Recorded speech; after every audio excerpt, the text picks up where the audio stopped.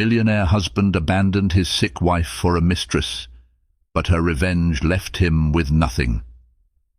Picture a gilded penthouse overlooking the sparkling skyline of New York City, a sanctuary of wealth, prestige, and promise, yet haunted by secrets and shattered vows. This is the world of Richard Kensington, a self-made millionaire, and his devoted wife, Emily, a woman whose unwavering love was matched only by her resilience in the face of grave illness. When rumors of a hidden affair swirl through the halls of power, trust unravels, exposing the cruel betrayal that would tear them apart. A mistress enters the scene, entangling their fates in a story of heartache and vengeance. Stay with us to discover how Emily's remarkable revenge shakes the foundations of fortune and leaves everyone forever changed. Richard Kensington was born in the humble suburbs of Buffalo, New York, far from the glamorous epicenter of Manhattan's elite circles. His parents, Ronald and Martha Kensington, were middle-class folks who believed in hard work and perseverance.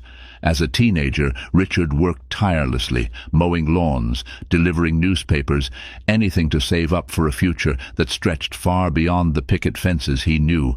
His greatest drive was a yearning to surpass his modest upbringing, to prove that he had the brilliance and grit to make it in the big city. He met Emily Carter during his final year of college at Columbia University.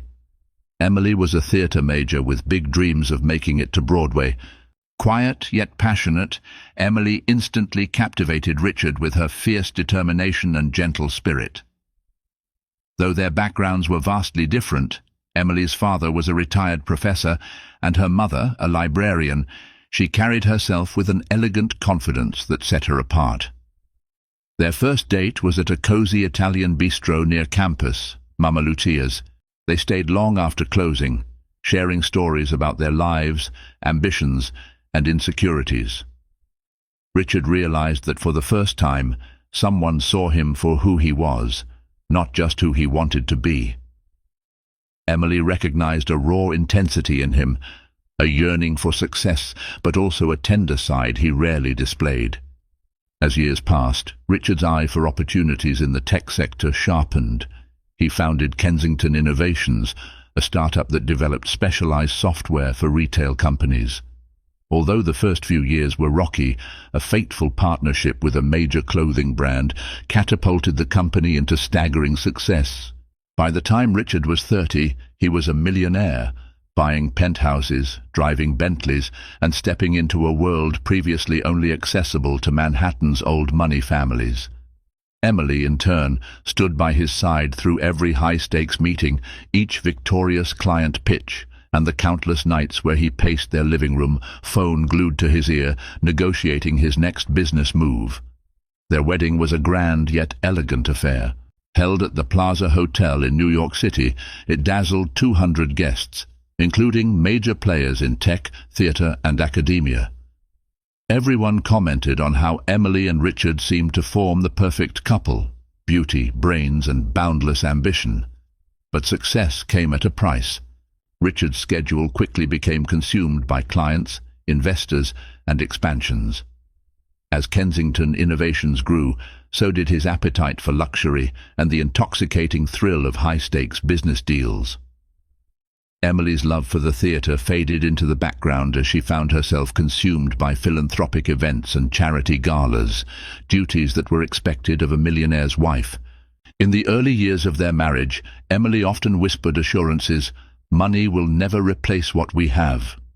Richard would smile, profess his love, and promise her a life so grand that no shadows of the past could ever taint it. Yet, beneath the glittering veneer of wealth, their emotional distance began to expand.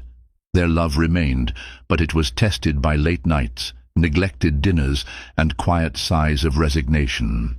Neither suspected that the real test of their devotion was still to come, an ordeal that would reshape their lives and set into motion a betrayal and revenge that not even the biggest Broadway playwright could have scripted. It was during one of Richard's frequent business trips, this time to San Francisco for a tech conference, that Emily first sensed something was wrong with her body. She had been feeling unusually fatigued, with a persistent cough that worsened every day. Initially, she chalked it up to stress. After all, she was juggling charitable events, social commitments, and the silent pressure of being Mrs. Kensington, the perfect hostess and partner to a millionaire CEO. One rainy afternoon, after nearly fainting at a fundraiser, Emily's friend and personal assistant, Rachel Donnelly, insisted she see a doctor. Emily reluctantly agreed. They visited a private clinic in the Upper East Side, where Dr. Serena Holmes ran a series of tests. Several anxious days later, Emily received a call asking her to come in for a consultation. She went alone, dismissing Rachel's offer to accompany her, confident that it would be something minor. Instead, she walked out with a diagnosis that sent a chill through her entire being, a rare autoimmune disorder that would require ongoing treatment, medication, and close monitoring. The doctor informed her that while the condition was manageable, it would be a long, draining journey. Stress and exhaustion could worsen the symptoms, making it even more crucial for Emily to prioritize rest and medical care. Stunned and overwhelmed, Emily told Rachel the truth, but decided to keep it hidden from Richard, at least until she fully understood the implications. She rationalized it. Richard was in the midst of finalizing a monumental merger for Kensington Innovations, one that could launch their fortunes to stratospheric heights.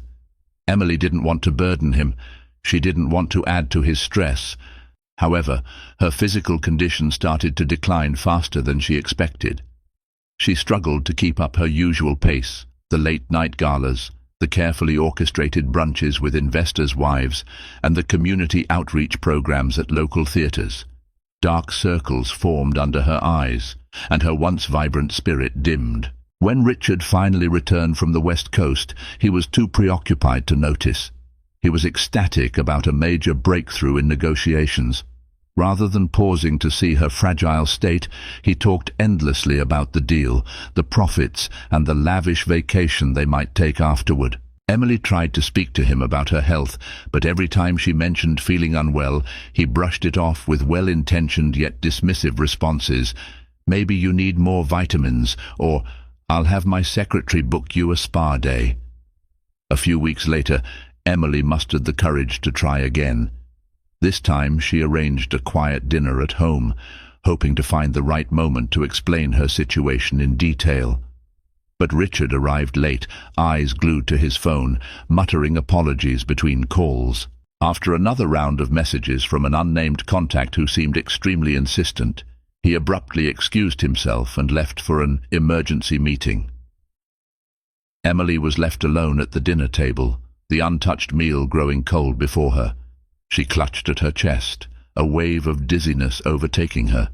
In that moment, she realized just how isolated she had become in her own marriage. The unspoken truths and the secrets they were keeping from each other would soon prove far more corrosive than the disease that threatened her body. Still, Emily held hope that once she found the right moment to tell Richard, he would stand by her. After all, their love had weathered countless storms. She just never imagined the next tempest would strike so close to her heart, and that before she could reveal her truth, another, darker secret would arrive to shatter everything she believed in. Emily's household staff began to notice the changes in her demeanor and energy. Francine, the family's longtime housekeeper, observed how Emily would sometimes forget simple things, like the date of a luncheon or the location of an event. Other times, Emily would retreat to her bedroom for hours, missing calls and visitors. Concerned, Francine gently suggested scheduling another appointment with Dr. Holmes, but Emily brushed it off with a polite smile, promising she would handle it when the time was right. Meanwhile, Richard's behavior became more erratic. He was glued to his phone at odd hours, often stepping out of the apartment to take calls in the hallway, his voice hushed but urgent. Emily overheard snippets. "Yes, we'll meet soon. I promise. Not much longer." When she questioned him about it, he dismissed her concerns, attributing it all to the complexities of the merger. But Emily could feel the subtle shift in the air, a distance that couldn't solely be explained by business. One evening, as Emily waited for Richard to return from the office, she noticed an unfamiliar perfume lingering in the living room. It was floral, sweet, and definitely not hers. She checked the coffee table and found a smudged lipstick mark on a glass of water. It was as though another presence had invaded her sanctuary without her knowledge. When she confronted Richard about it, he shrugged casually. "Oh, that was probably a client I had to bring up for a quick chat. You know how it is in this business." His nonchalance didn't sit well with Emily. Something didn't feel right. She tried to push it out of her mind, hoping it was just a misunderstanding. Yet the doubts only grew. Rachel, who was also close with Richard, confessed to Emily that she had seen him stepping into a black limousine with a striking brunette outside a high-end restaurant in Soho. Confusion and fear waged a war inside Emily. She wanted to believe that the man she married would never cheat on her, especially not while she was struggling with her health. But evidence to the contrary seemed to appear daily. Torn between the pressure of her illness and her suspicions, Emily decided to confide in her older brother, Daniel Carter. Daniel, a quiet university librarian in Boston, was fiercely protective of his sister.